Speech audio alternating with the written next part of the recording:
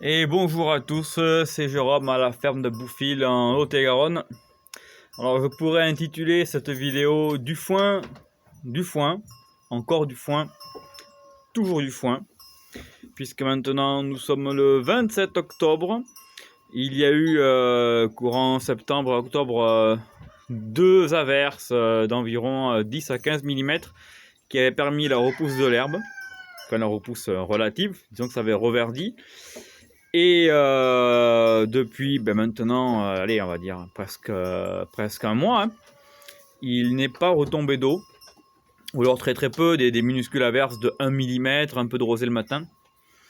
Et donc on est en train de revenir à une situation qui était la même que cet été, à savoir qu'il n'y a pas un pet d'herbe consommable par les vaches. Alors ce printemps, quand j'avais fait le foin, j'étais content et plutôt confiant puisque j'avais fait un gros stock de foin. Rappelez-vous qu'au mois de juin, les 4 hectares que j'avais fauché, la grande parcelle, là malheureusement il n'y avait plus dessus. Et donc j'avais ramassé un foin, on va dire, qui était correct mais pas sensationnel non plus.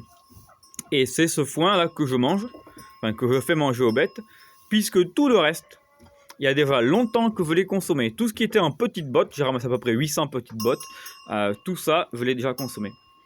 Et la question que je me pose, c'est si cette sécheresse qui est à la fois exceptionnelle et intense perdure, comment faire évoluer nos modèles d'élevage, comment pérenniser nos modèles d'élevage dans un climat où finalement il ne pleut plus assez et où la pousse de l'herbe n'est pas assurée pour satisfaire les besoins nutritifs de nos animaux.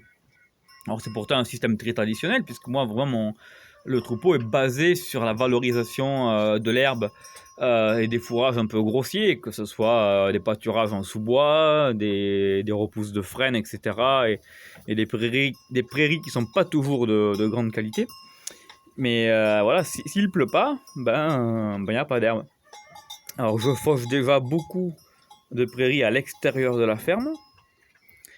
Et donc en fait voilà, si je sais pas l'année prochaine, s'il n'y a pas de pluie suffisante, si je pourrais faire suffisamment de foin pour assurer la survie du troupeau. Et je pense que déjà cet hiver, alors que j'étais content et que je me disais chouette, je vais avoir du stock pour l'année prochaine, je pense que je vais être juste ou à court de foin. Voilà, donc toujours pas de pluie. Alors en attendant, le veau il tête, il profite un peu quand même. D'ailleurs, donc il sera mis en colis pour la dernière semaine de novembre. Voilà, l'abattoir de Bazas.